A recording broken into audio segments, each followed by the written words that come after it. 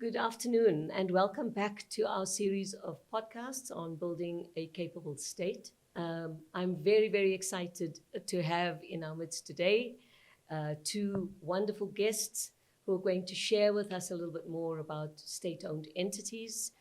They're experts, practitioners, thought leaders in the space. It gives me great pleasure to first welcome you, Ms. Nosiswe Nokwe-Macamo, Senior Executive and Board Member with extensive experience in strategic leadership, corporate governance, currently Chairperson of the Passenger Rail Agency of South Africa, PRASA, a name which we are all very familiar with, and we hope to hear something of the shift there. You've also played major roles in public and corporate entities, including in Petro SA and the Airports Company of South Africa. Welcome. We look forward to a conversation with you. On my other side, I have Dr. Nimrod Mbele, whose reputation precedes him. He's currently on the road very often promoting his book on reimagining state-owned enterprises for Africa and beyond. Very pleased to have you with us today, Dr. Mbele. Dr. Mbele has a PhD in corporate governance in state-owned enterprises, hosts a series of thought leadership shows called Beyond Governance, is a commentator on leadership and organizational turnaround, is an expert analyst and media on many media platforms, including ENCA 702, Kaya, Power FM. You get the feel there. He's also an experienced board member and chairs the Africa Resource Center. So I look forward to our conversation today. Thank you. I hope that we will find a path to talking about state-owned entities that is progressive and for Regenesys, I think, really give us insights into where we should be positioning ourselves in the conversation around government turnaround and governance turnaround, particularly in the space of ethics and integrity. With that, perhaps I can start with you. And I can call you Nosiswe. Nosiswe. Thank you very much. Thank you.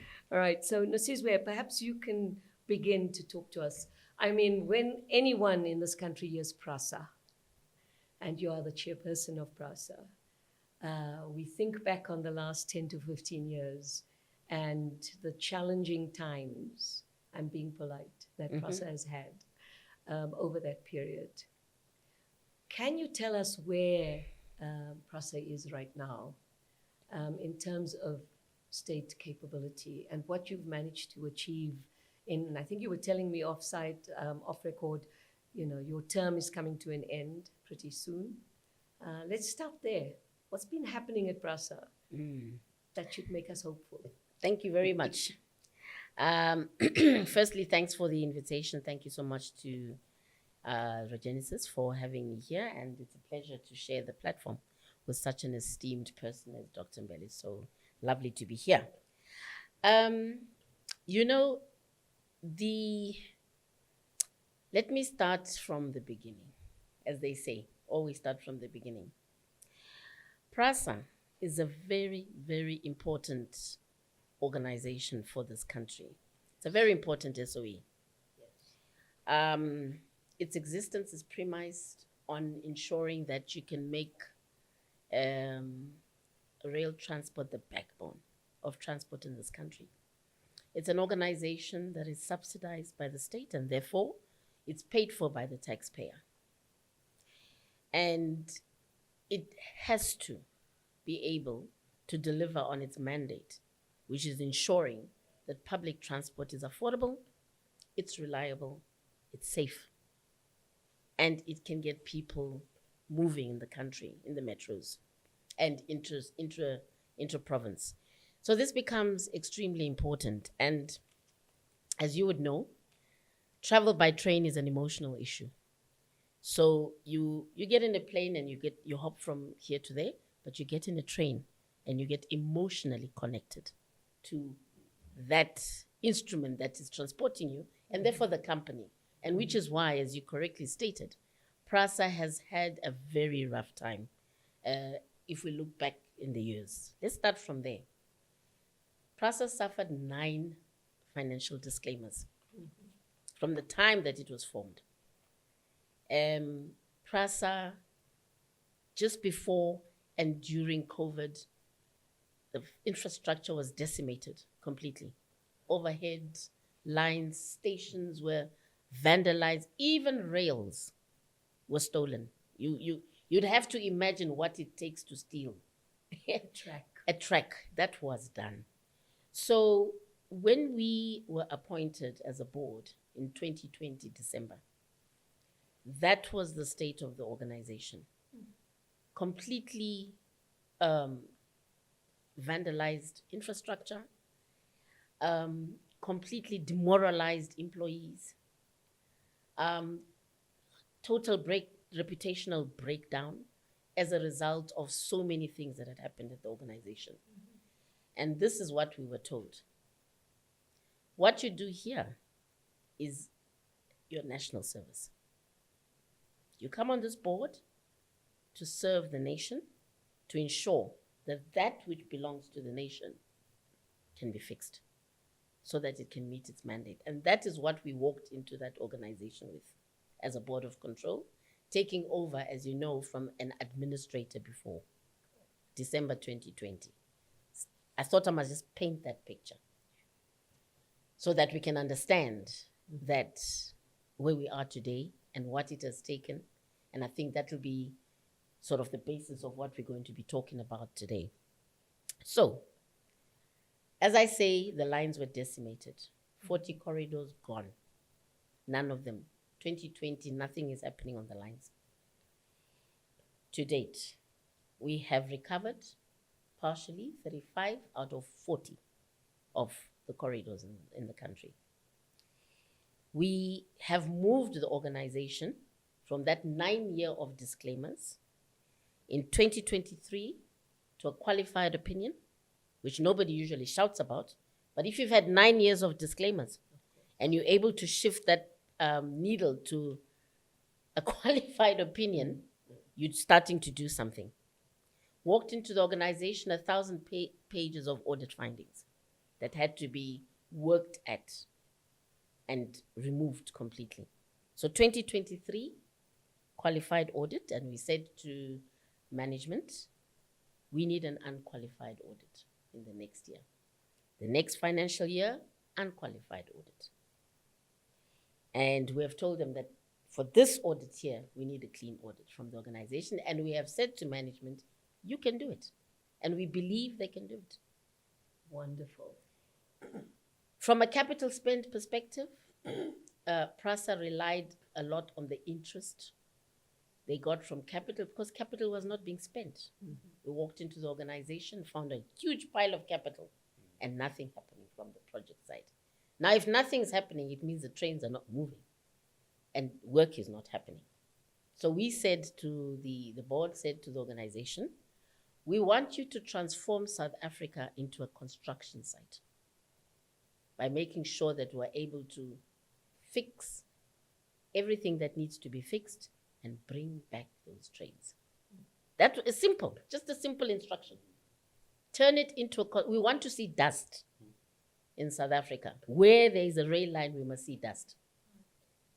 And that was, almost like the rallying call. And the organization began to do that. I'll talk about how we did that in terms of how you put the systems in place and all of that. Then, so now the capital has been spent, which they had been sitting on for years, which was earning interest. And now there's no interest to be earned, so you need to be making money for your operational expenditure. So that's another thing that there's another initiative that we also encouraged to be able to do that. Performance-wise, we walked into the company, it was performing at 27% in terms of against its objectives. Gradually, that increased to 59, 63, and last year, the company performed at 88% of its objectives. And we believe that this year, although the results are unaudited, the ones I mentioned have been audited. Okay. The ones that are not yet audited, it's still above 80. But I'll leave that to the CEO to have his swan song when the time comes. Performance, as I mentioned, and then also performance in terms of on-time performance, because that's important. When you're running trains, you need to be having on-time performance as an indicator. On-time performance has moved from 0 where it was to now 91%. So we've got 91% on-time performance and obviously working on improving it. So we are not where we should be, but I want to say that all the positive indicators that should be going up are going up, and those that should be going down are going down. Security. There were security incidents in the 4 digits, thousands. Now we talk about double-digit security incidents after putting in an integrated security and safety management strategy in the organization. And now we've brought down security to double-digit figures. The graph is going down, doing the correct thing. So all those indices, I just wanted to demonstrate that there is a lot that is happening. If you look at the organizational culture as well, we have encouraged the safety culture. So apart from the value system and the fact that all employees must adhere to the value system, beginning from leadership and all the way down, what has also been encouraged in the organization, and we don't compromise on it, is that this is an organization that has to be premised on an ethical foundation, and also what a lot of people don't talk about, but we must have it, safety. So safety first. And you will see globally, if you look at companies that have a safety culture, those are high-performing companies, because eventually that culture inculcates into all the employees in the organization, and it drives every thought process, it drives every strategy, it drives every manner of thinking about the organization. So it's a very important one for us as well. And it has paid off in terms of how people are more cautious and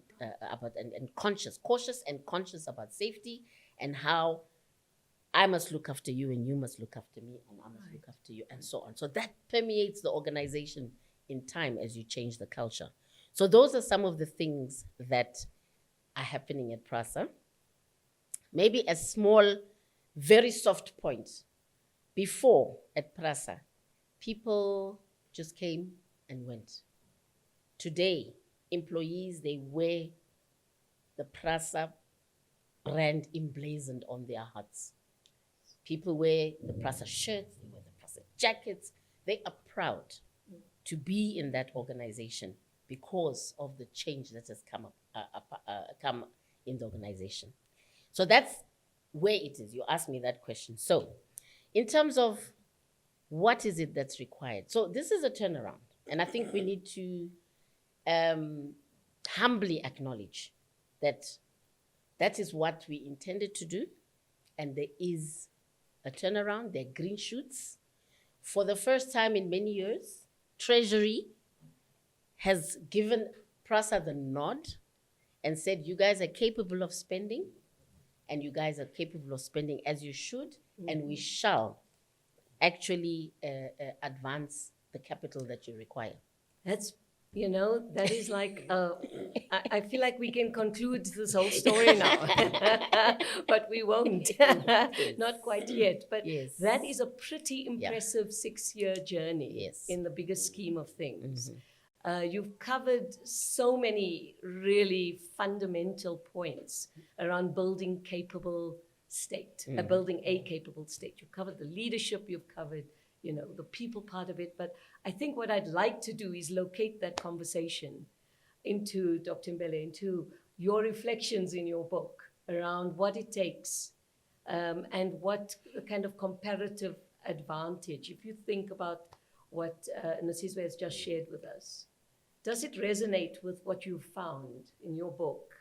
And where are the gaps still? Because there are always gaps, not just the mind the gap as we have in the underground in which the UK, we also have to do soon. We have to mind the gap soon. So let's allow you to reflect a little bit on that really powerful introduction. No, thank you so much for the opportunity. First and foremost, I mean, I'm at awe hearing those positive developments, and these are things that ordinary folks don't get to know and hear about. And I remember we did part of the turnaround solution for APRASA back in 2013, you Okay. know. And one of the focus areas that we were looking at the time was change management. Remember when APRASA was bringing new locomotives? Locomotives you and know, that, yeah. and it took God knows what 10 years plus for some of the accommodation that perhaps maybe we could then talk about the blazers, talk about how the culture's changed and people are now staying and the turnover is no longer high. So I mean, it's important for us to acknowledge those important things that have happened, because I mean, for sometimes it comes across as a very thankless job, particularly from a board. Coming from 9 years of disclaimer, to a first audit fund, to a first unqualified audit. It is amazing. It is amazing, which means it is possible.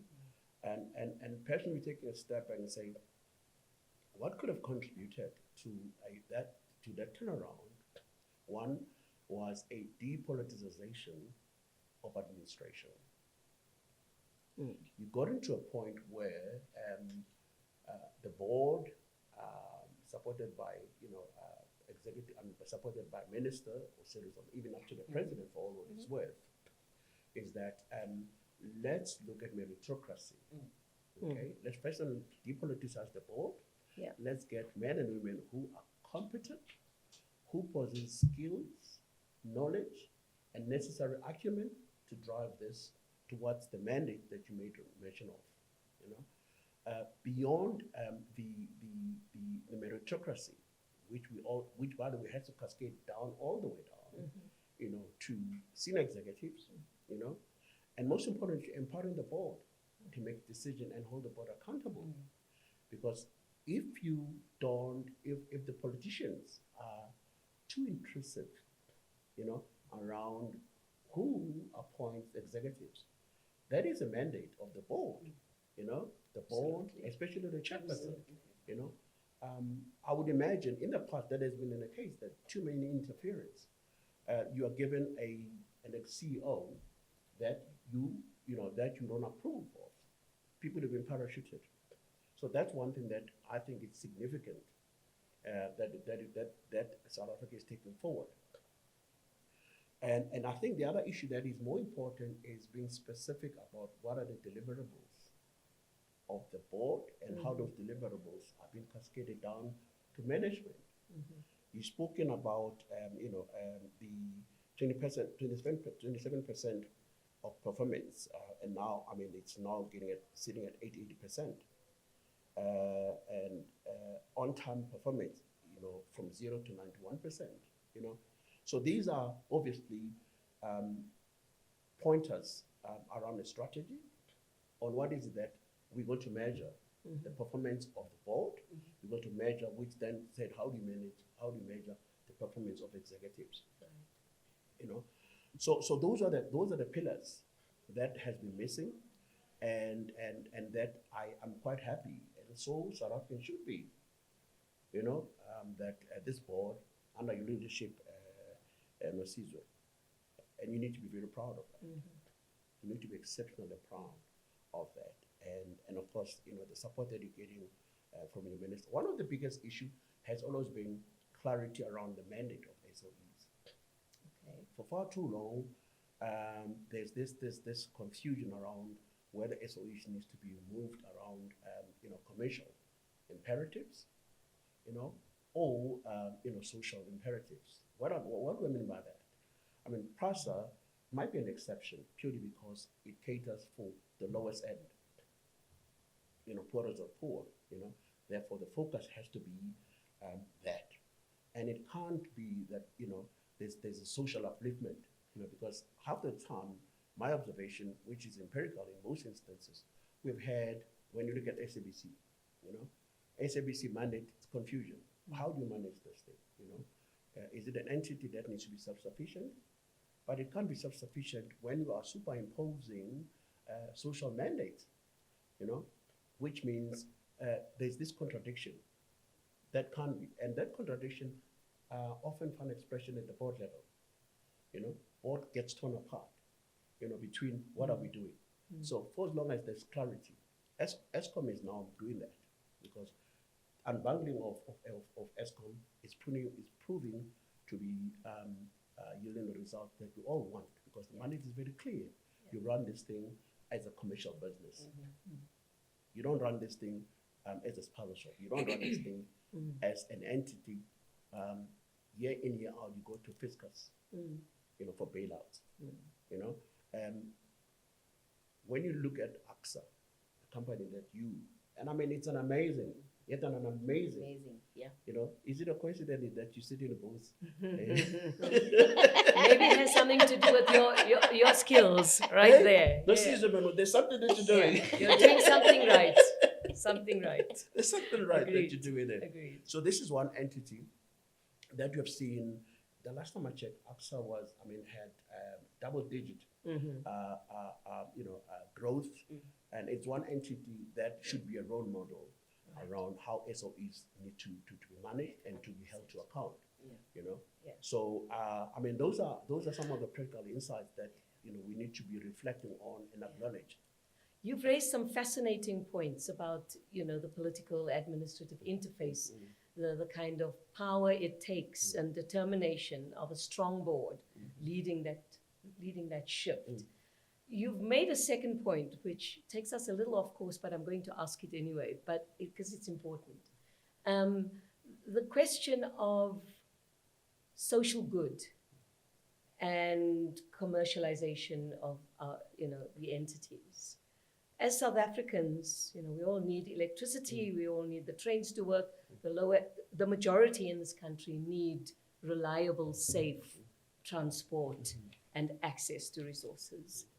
And so I guess the question I want to pose is, what outweighs the other? How do you make the determination of what is in the public good? Because this is what the state's responsibility is. And to what extent does the commercial aspect then have to drive it? And how, particularly, I guess, from both your research and your experience, Nosiswe, maybe I can ask you that question. Okay. How do you weight up your pound of flesh, in a sense? So I think, that's a very good topic, that even though you say we're going off topic a bit, but I think it's very important, especially if we're dealing with state-owned entities. It's something that you have to clarify from the onset. So in the case of PRASA, and I will talk about ACTS as well a little bit, just to compare. Okay. In the case of the Passenger Rail Agency South Africa, it's clear that this is a social good. And that is why it receives its grant funding from the department, so that it can be able to deploy trains, so that it can be able to manufacture. By the way, we manufacture the trains in South Africa now. Great. In Nigel. So we got trains that work on the rails they are beautiful, state-of-the-art, beautiful, modern state-of-the-art trains. Wonderful. And I do invite you to come for a ride. Thank you. We'll do that. Park station to wherever you want. So, so it is a social good organization, the PRASA itself, providing rail. One thing we've tried to change and shift in the paradigm is this thing that the trains are for the poor of the poor. We've tried to shift that paradigm. It is true. It must be, so that the people can access transport. But we're moving that to say everybody. Let rail be the backbone of public transport for everybody. Hence, you see all these drives with the sporting codes. Yes. We're bringing people onto the trains. We have a number that we must hit. 2030, we have a target of 600 million passengers by 2030. That means we got to get everybody onto those trains, right? Out of the cars, into the trains. And for that, they've got to be efficient. But coming back to this issue of the social, so we're clear. This is a social mandate. We get a grant to be able to do that, but we need to help the state. Because as you know, the fiscus doesn't have, endless pockets, pockets of money. How do we then do that? And that's one of the things that you have to come up with a strategy to be able to ameliorate that, what do I call it, that pull from the state, which in many cases we never get what we need. So you've got to then understand that let the grant be exactly for what it's for. That means you need to bring in a lot of fiscal discipline. Right. You need to make sure that your internal control, firstly, your strategy must be clear. Your fiscal discipline is clear. Your capital allocation is very clear. We report on a quarterly basis on our capital allocation to the Department of Transport, which then takes it to Treasury. So quarterly, we've got to be saying this is what we're doing with capital. So you have to have that fiscal discipline and all of that. But now, how do we then assist the state? You must find ways within that state-owned entity where you can utilize your assets to be able to generate revenue. So that the money that you require from Treasury or from the state is less and you're not going out for bailouts and all these things. Right. So what we have done at PRASA is that we have deliberately started implementing what we call the secondary mandate. And that is utilizing PRASA property portfolio to create revenue. Love it. We've built student accommodation in Cape Town and in Braamfontein in partnership with the private sector. So concessions, Right. and they come in with, the expertise. We run trains, remember? Right. They come in with that property development expertise, but also we're sharing in the return, and that money comes into the organization and is able to assist us with our operational expenditure. Love it. That diversification to build. So diversification to build. Love it. That's I what love we're it. doing. But deliberate as well. Yes. Student No, no, accommodation you have- directed at NSFAS students, Right. so that they are Right. not disadvantaged and cannot not study in Cape Town because they don't have accommodation. So we built that right at the station. So then your trains have got to be working. They've got to be running, so that if you say that I'm making the station as a node, then you've got to get the enabler working. So those are some of the things we're doing. So that's the spirit of this Yeah. kind of ethical leadership, I think, that drives strategy. That Yes. is really is the essence, if you want to distill it. Yes. That's what you're doing. You're able to look laterally, think laterally, and move And forward. move. But what I wanted to state in terms of what Dr. Mbele was saying, capable leadership crowns it all. Yes. Capable, Yes. ethical leadership. Yes. So we had to bring in the right people to lead the organization. There's no The right CEO. There's no substitute. There's no shortcut. The No right shortcuts. CEO, and he brings in the right executive management Right, to assist him. And that for us has been a win. Because ever since we did that, all we've seen is the positives going up and the negatives going down. And that's been our lived experience.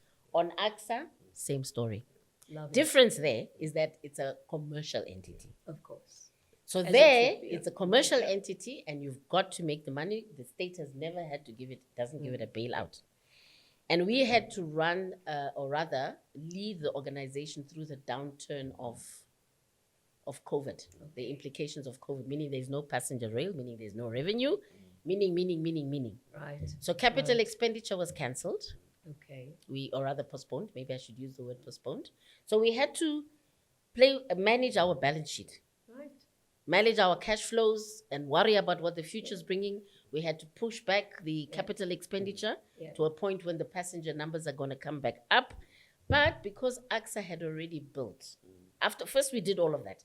And because we could demonstrate to the financing organizations that this is what we've done, but we can only go this far, we were carried by the financing organizations because they had faith in the fact that what we are doing is correct, and that when we do come out, we had a whole forecast to say, this is what's going to happen. Fiscal discipline. Fiscal discipline. It's about fiscal discipline. I'm all about fiscal Yeah, discipline. it's about fiscal discipline. It's what makes the difference. Yeah. And perhaps I think this point about trust, building trust through doing the right things. Maybe, we're going to run out of time soon, and I do want to get your kind of final thoughts. And perhaps we can couch it around, Dr. Nimrod. We'll start with yourself, Dr. Mbele, on what is the biggest risk, since we have Prasa in the room, to getting derailed, pardon the pun, but, what's our biggest risk here? The biggest risk is multifold. First and foremost, let's get leadership stability. okay, which has been an issue in every single SOEs that you can think of. Okay, that is a risk. If you manage leadership stability, both at the board level and executive level, you are likely to succeed. That's true. Okay, and secondly, the biggest risk is leadership stability without meritocracy. You know, you can be stable all Sure. you like, but if you But don't have men and women who right. are capable, Right. Independent, and who have requisite skills and competencies to deliver, and who are not only having those, but who are able to be independent and not to be influenced by politicians, that's another the big plus. And the other one obviously is about getting, focusing on the real mandate and not being confused. You can't have 10 delivery items, 3 or 4, you on point, and you manage those deliverables in a more strategic fashion, and then you are likely to, and it's obviously building bit by bit. You can't take everything. Look at, how long did it take PRASA to be where it is? It was not overnight. It was not overnight. It was incremental, and it was focused. And those are some of the things that those are the risk. Fiscal discipline, you don't just spend money you don't have, and it's all about creating confidence. It's about building trust.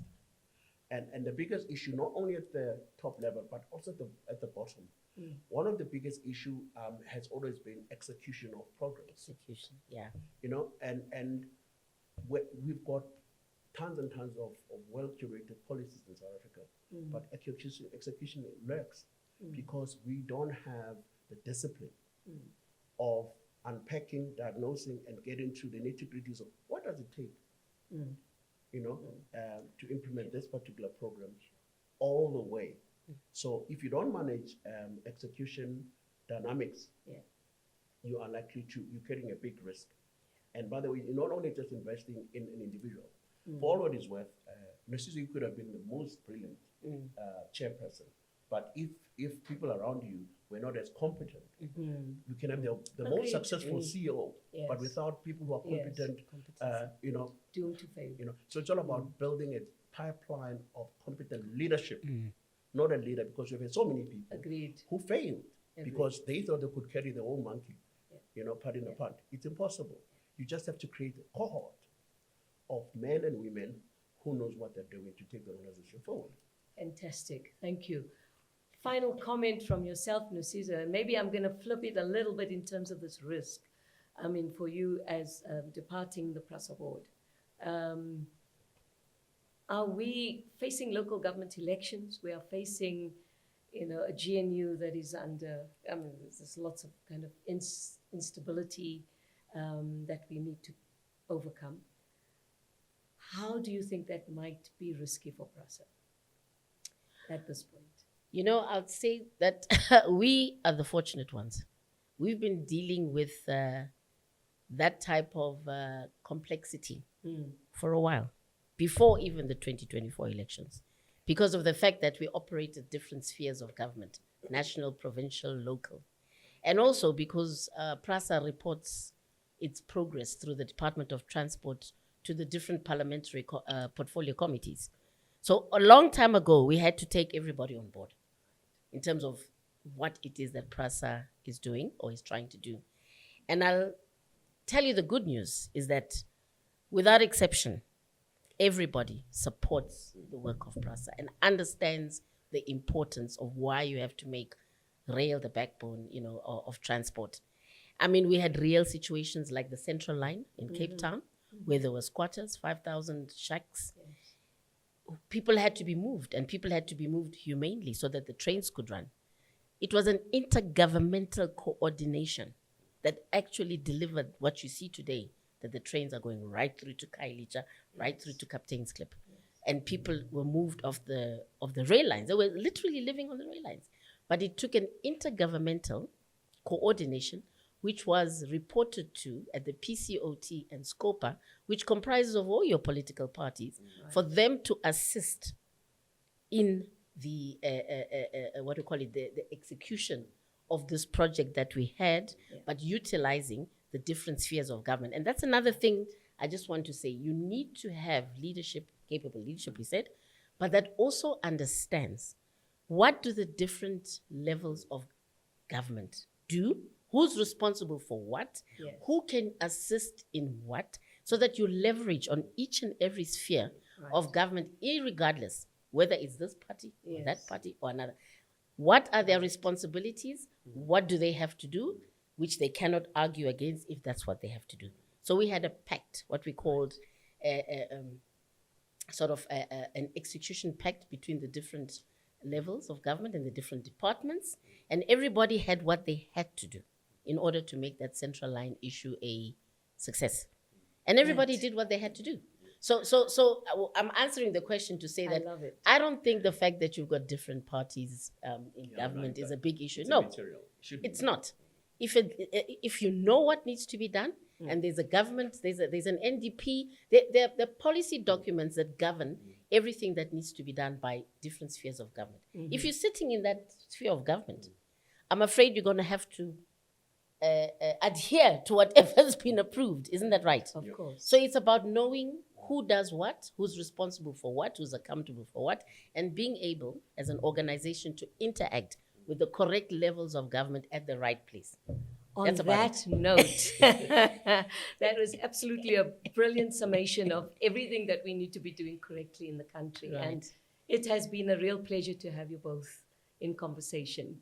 This has been a wonderful podcast. You've covered you've given me hope again, both of you, that we can turn this corner. And the focus on intergovernmental relationships, and the focus on leadership and kind of integrity and ethical leadership in building trust and turning things around. So, Nosiswe, we've got a comment that I'd like to share with you and just get a very quick reflection on from Lindelani Ntuli, who's head of the Facility and Youth Cafe Program Manager at the Safe Hub in Alexandra. It's a youth employment kind of initiative. He believes that state capability is reflected in how effectively government serves its people through service delivery, ethical leadership, skilled public servants, accountability, and collaboration between public, private, and civil society sectors. I think we've covered a lot that resonates with that. Maybe reflect a little on the civil society component of this. Okay, so I agree 100% with what Lindelani is saying.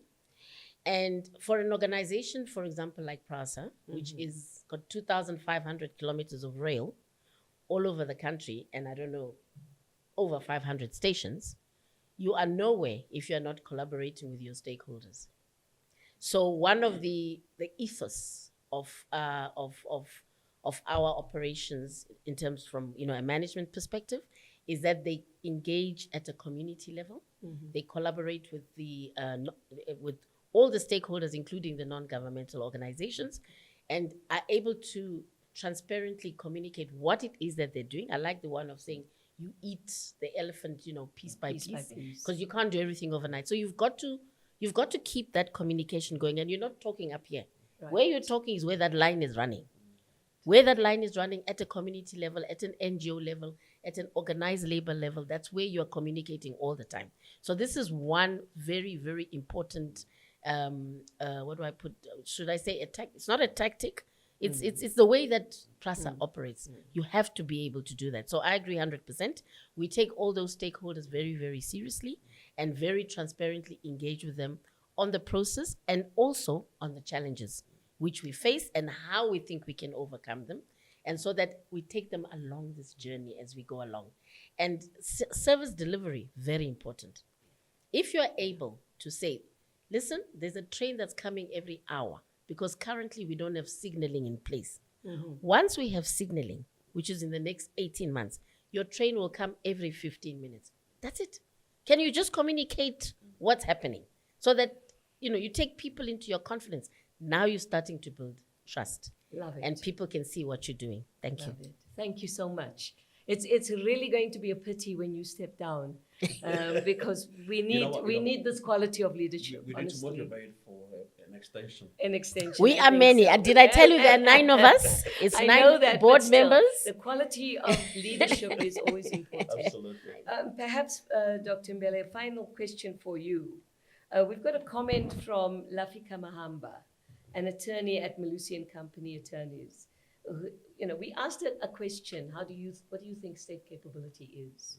And Lafika thinks that it is having both the resources and the commitment to uphold constitutional responsibilities, particularly in improving the lives of vulnerable communities, while encouraging an informed and engaged electorate. Spoken like a true lawyer, right? So, the point about that.